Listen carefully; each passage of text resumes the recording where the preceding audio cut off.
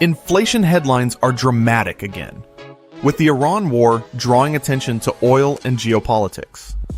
But inflation isn't just about headlines. It's a layered cycle story. Miss the layers, and you may misread what's next.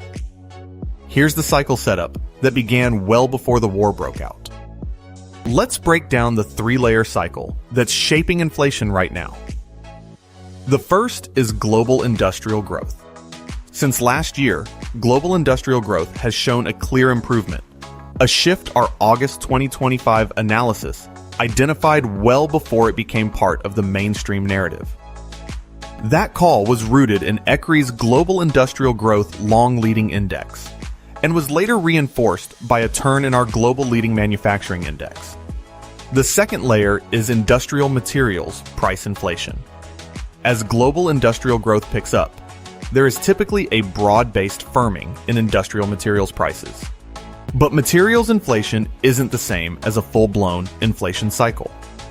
That brings us to the third and most crucial layer, the U.S. inflation cycle upturn. In January 2026, we noted that ECRI's U.S. future inflation gauge had firmed and bears watching as an early warning of an inflation cycle upturn. By February, that signal matured, and we called it. A U.S. inflation cycle upturn was taking shape. So, how is ECRI's view different from the consensus? War can move sentiment and oil prices quickly, even overnight. But in this case, the war is really an accelerant, and far from the whole story. The more important question is whether underlying inflation pressures were already building in a way that could broaden beyond energy. Our indicators say they were, and that's what makes this moment so significant. Now the question is timing and breadth. When will inflation pressures broaden beyond energy into the underlying components?